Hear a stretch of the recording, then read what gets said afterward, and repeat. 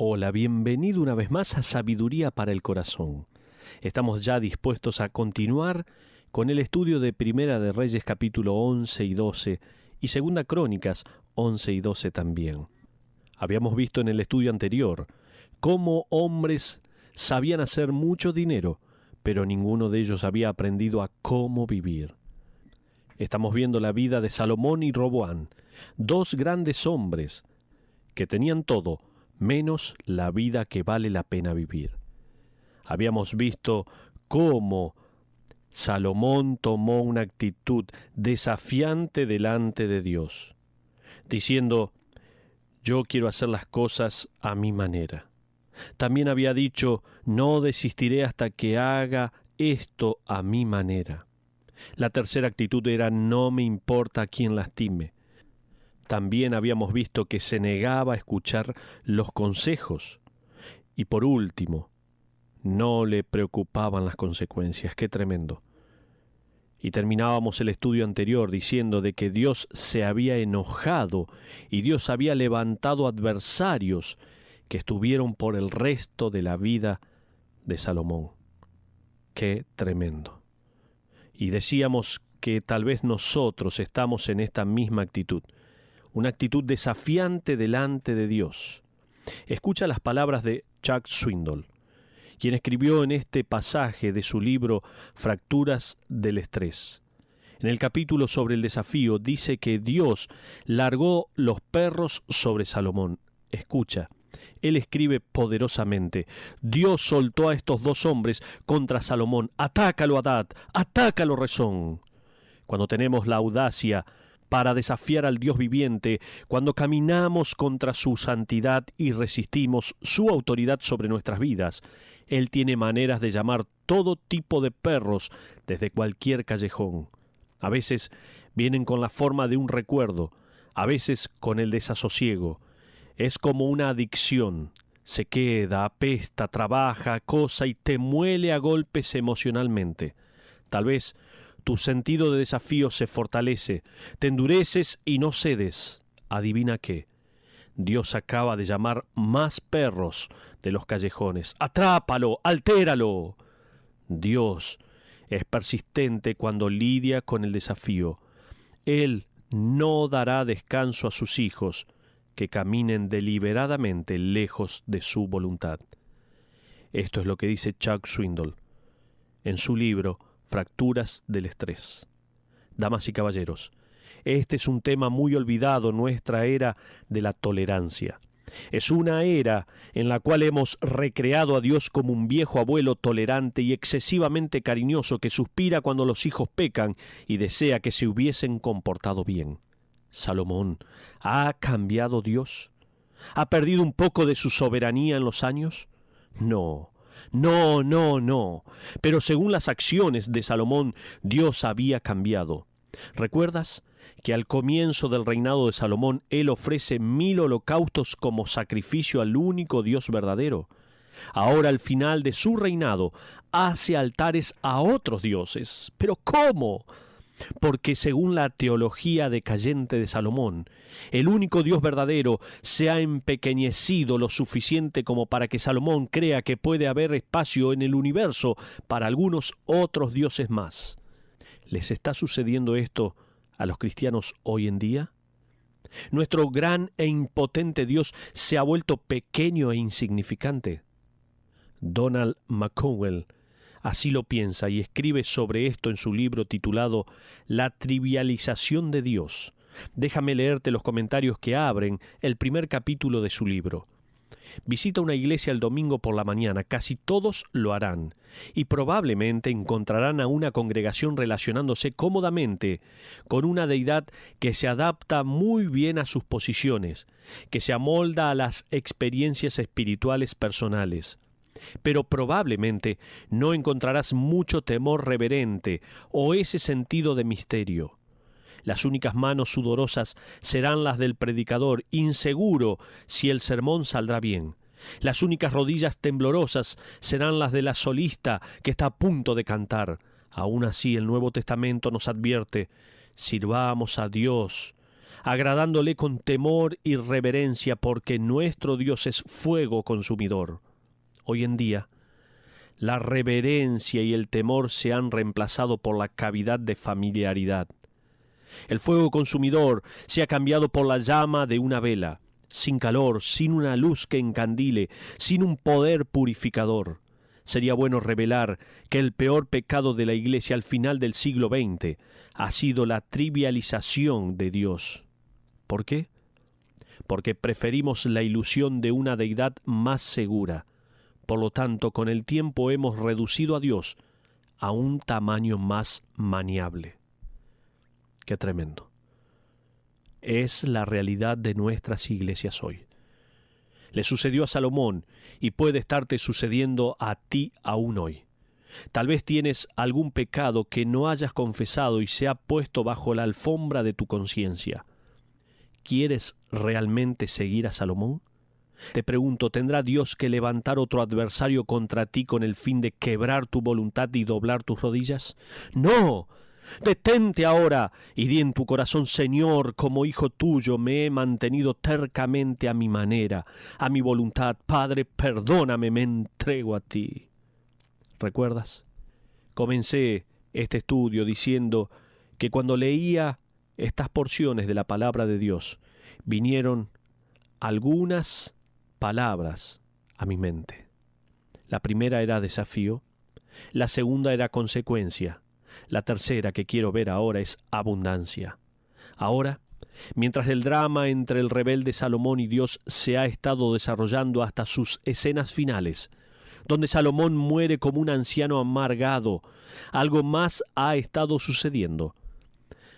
O debería decir, alguien más ha estado observando. Un jovencito nacido de Salomón y una de sus esposas extranjeras estaba tomando notas mentales y su carácter estaba siendo grabado por un padre desafiador y una madre impía. Los ingredientes para el desastre ya estaban bien mezclados. Por años, este muchacho llamado Roboam se había criado y había vivido en el palacio del rey más rico del mundo. Busquemos el capítulo 14 de Primera de Reyes para un breve bosquejo biográfico. Mira el versículo 21. Roboam, hijo de Salomón, reinó en Judá. De 41 años era Roboam cuando comenzó a reinar, y 17 años reinó en Jerusalén, ciudad que Jehová eligió de todas las tribus de Israel, para poner allí su nombre. El nombre de su madre fue Naama amonita. Salomón reinó por 40 años y Roboam tenía 41 años cuando tomó el reino de su padre. Eso significa que toda la vida de Roboam fue vivida en el lujo del palacio más magnífico de Israel, con un padre que era el hombre más rico del mundo. Es difícil culpar a Salomón por lo que debió venir naturalmente. Él se había criado bajo circunstancias más duras. Mientras era joven, su padre David pasaba la mayor parte de su carrera en las batallas. Había muy poco lujo. En ese tiempo no había palacio. Más tarde, sin embargo, Salomón era rico y capaz de darle a su hijo lo que él nunca había recibido. Por lo tanto, Roboam nunca levantó ni un dedo. Había aprendido, como mostraré en un momento, que los demás estaban en el planeta Tierra para hacer su vida más fácil y su camino más llano. Dicho sea de paso, hay muy pocos niños capaces de sobrevivir a la riqueza con balance y humildad. Es por eso que para algunos de nosotros es apropiado recordar que no tiene nada de malo poner a nuestros hijos a trabajar. Si tu hijo no puede tener un trabajo fuera de casa, asegúrate de que esté trabajando adentro. Enséñales cómo lavar los platos, enséñales a lavar la ropa. Podrían ser los encargados de sacar la basura. Todos los padres están diciendo amén, amén. Ya lo escucho. Podrían cortar el césped, amén. Podrían lavar el auto, amén. Si los adultos luchan con la abundancia, con los bienes, y estamos viviendo en medio de ellos, si nos esforzamos por el ser balanceados, ¿por qué pensamos que dándole a los niños todo lo que quieren, los vamos a hacer mejores personas? No será así. El mismo Salomón escribió un interesante salmo, el Salmo 127. Voy a parafrasear lo que Salomón cantó en el versículo 4. como flechas en manos de un guerrero, así son los hijos en la vida de los padres. Las formas de los arcos y de las flechas, quiero tomar un breve pero cercano vistazo al pensamiento poético de los padres como guerreros con arcos y de los hijos como flechas. Cuando piensas en flechas, hoy en día, como yo lo hice, existe una variedad de formas. Está la imitación o flecha artificial. Esta se parece a una flecha, pero en una batalla esta flecha no lograría absolutamente nada. Es de plástico, no es ni de madera ni de acero, no se sostendría bajo la presión y cuando se levantara contra el arco, su debilidad quedaría inmediatamente manifiesta. Estamos pensando en algunas clases de flechas que hay. Está la imitación o la flecha artificial, pero está también la flecha amorfa o mal formada. Esta mañana agarré algo de mi jardín que se parecía a una flecha. Estaba en un apuro. Como un padre que no tiene mucho tiempo para sus hijos, traté de darle forma, pero si fuera a cazar al bosque con esa flecha para conseguir comida, no lograría absolutamente nada, a menos que me acercara lo suficiente al animal como para golpearlo en la cabeza, me moriría de hambre. Las flechas mal formadas no sirven para la batalla, pero también está luego la flecha hábilmente preparada. Alguien se tomó el tiempo para preparar esta flecha. El asta es fuerte y derecha. La cabeza es filosa y balanceada. La veta o las plumas está perfectamente balanceada y se adecúa para las necesidades de esta flecha en particular. De modo que, cuando esta flecha es soltada, volará de una forma digna y verdadera. ¿Cuándo consideras que Salomón se refirió a los hijos como a flechas y luego miras la vida de Roboam, su propio hijo? Roboam sería la flecha de plástico. Como mucho, era una imitación. No había madera ni acero en él. No serviría en la batalla. Pero estaba pensando, ¿recuerdan?, en algunas palabras que vinieron a mi mente. Hablamos del desafío, de las consecuencias, hablamos de la abundancia.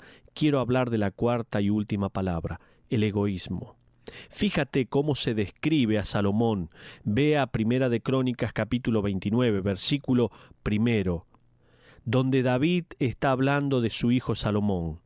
Después dijo el rey David a toda la asamblea: solamente a Salomón mi hijo ha elegido Dios.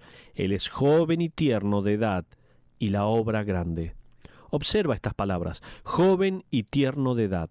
Salomón, dicho sea de paso, para ese momento tenía cerca de 19 o 20 años de edad.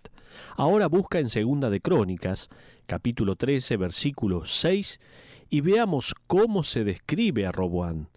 Dice así la palabra de Dios: pero Jeroboam, hijo de Nabat, siervo de Salomón, hijo de David, se levantó y rebeló contra su señor, y se juntaron con él hombres vanos y perversos, y pudieron más que Roboam, hijo de Salomón, porque Roboam era joven y pusilánime, y no se defendió de ellos. Las palabras hebreas para describir la inmadurez o inexperiencia de un Salomón adolescente son las mismas palabras usadas para describir a un Roboam de 41 años. ¿Se dio cuenta? El hijo malcriado, consentido y egoísta de Salomón creció, pero nunca maduró. Ahora, volvamos a Primera de Reyes, capítulo 12, y señalaré dónde se hace notable. Salomón acababa de morir y Roboam había asumido el trono. Leamos el primer versículo. Roboam fue a Siquén porque todo Israel había venido a Siquén para hacerle rey. Saltemos al versículo 4, donde Jeroboam hace de vocero de la gente. Dice así la Biblia: tu padre agravó nuestro yugo, mas ahora disminuye tú algo de la dura servidumbre de tu padre y del yugo pesado que puso sobre nosotros, y te serviremos.